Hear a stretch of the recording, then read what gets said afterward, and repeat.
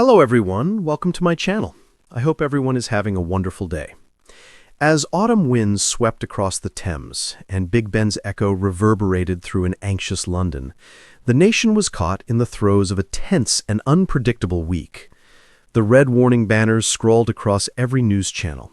High-level threat imminent, security heightened nationwide.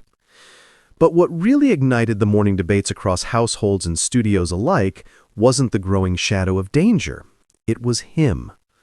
Prince Harry was back in the UK. After years of turbulent headlines, controversial interviews, and his very public departure from royal duties, his sudden appearance at Heathrow was enough to send the media into a frenzy. But it was Good Morning Britain that delivered the loudest blowtorch of commentary, and the viewers followed suit.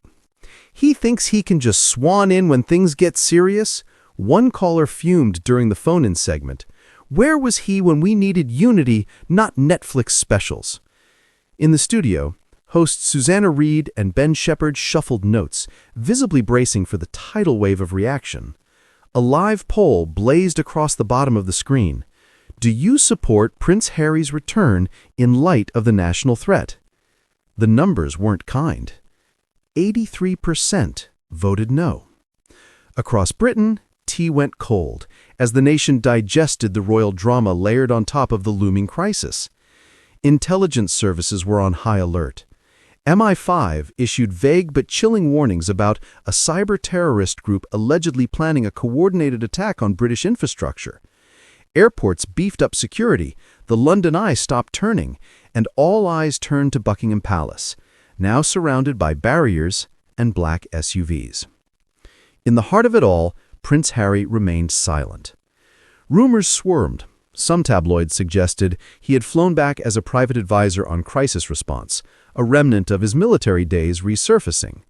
Others claimed he was simply here for PR, hoping to polish his tarnished image as the nation teetered on the edge of chaos. But behind the palace gates, the truth was stranger than the headlines. Harry had received a direct request, not from the crown, but from his father. King Charles, ever the stoic monarch, had broken protocol and called his son. "They won't trust you," the king had said over the phone, "but we don't need their trust. We need your skill." Because before the headlines, the Netflix deals, and the broken bonds, Harry had been a captain in the British Army. He had served 2 tours in Afghanistan. He had coordinated rescues under fire, tracked enemy movements with satellites, and flown Apaches over volatile terrain. He wasn't just a headline. He had once been a hero. So while GMB viewers raged and Twitter boiled with hashtags like "Not My Prince" and "Harry Go Home," behind the scenes, Prince Harry met with top military strategists in a classified command center beneath Whitehall. He didn't speak for cameras. He didn't pose for the press. He simply got to work.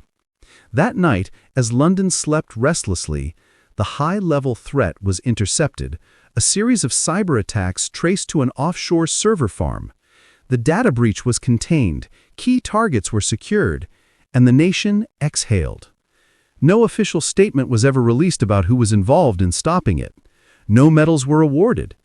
But inside Downing Street, the Prime Minister signed a confidential memo titled Operation Phoenix, Royal Asset Redeployed Successfully. The next morning, Prince Harry boarded a flight out of Heathrow. No photographers caught him this time.